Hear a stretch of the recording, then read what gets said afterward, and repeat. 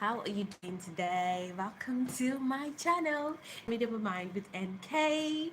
Yes, I'm NK, and welcome to our breathing challenge, day 23.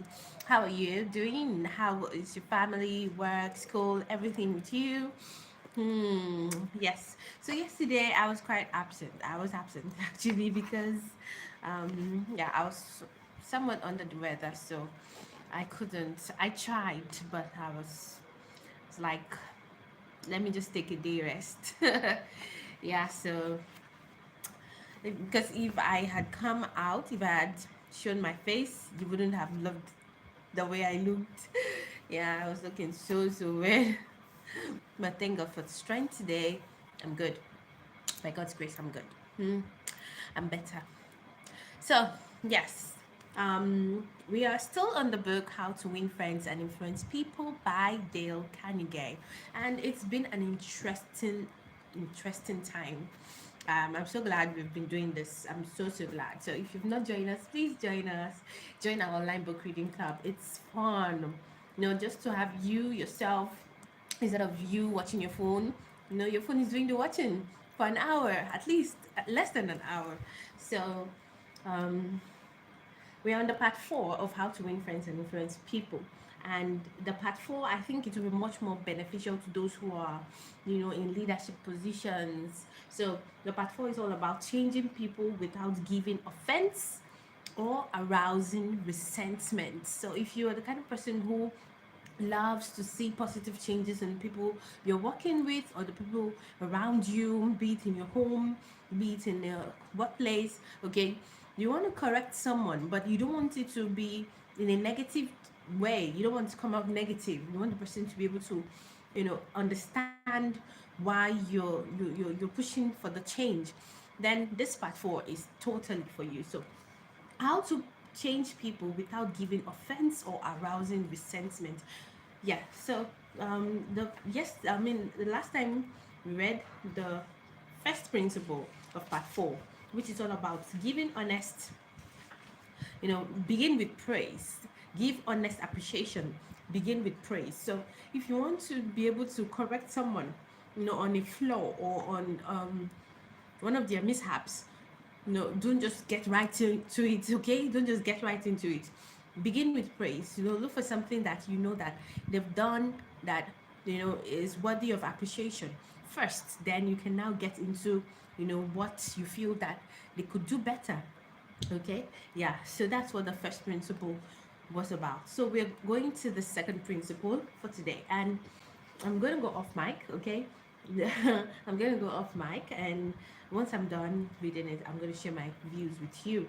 Okay, do not forget our slogan: a chapter a day keeps ignorance away. Yes.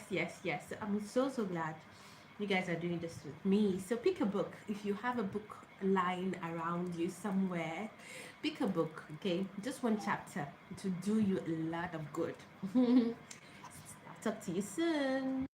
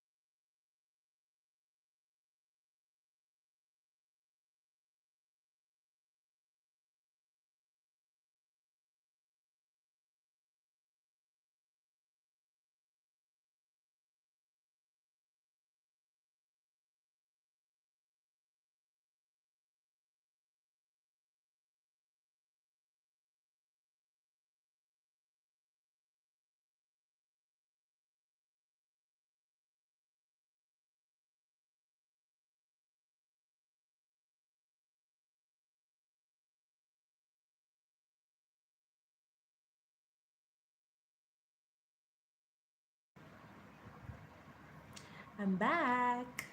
Okay, so it was an interesting read. Okay, so the principle two. Remember, we're on the part four. Okay, and the part four is all about how to be able to, um, yeah, how to be able to correct people. Okay, if you want to be able to correct people, you have to do it without arousing resentment and hatred. You know, yeah.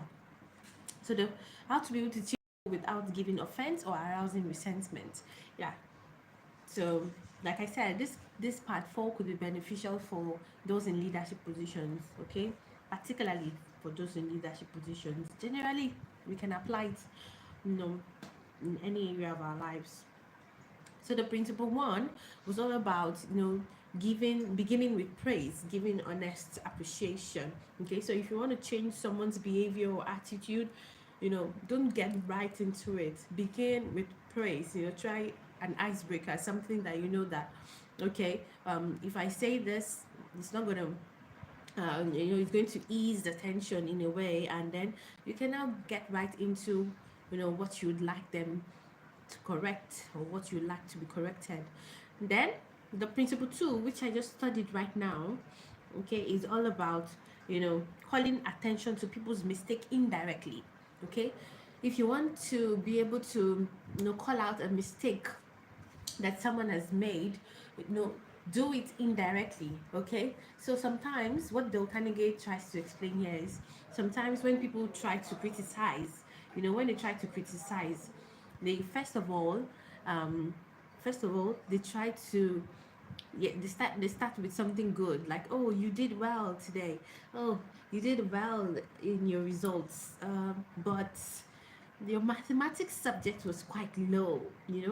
So that kind of makes the person feel like they actually wanted to criticize you, but it makes it obvious. Okay, using that word but, okay, makes it too obvious, like, oh, they don't really want to give you that appreciation or that accolade. You just want to drive to the point that you didn't pass your maths. So particularly for sensitive people, because there are many, but I would say I'm one of them. I'm quite sensitive to criticisms, like the way you tell me that you need something to be corrected. I'm sensitive about your approach.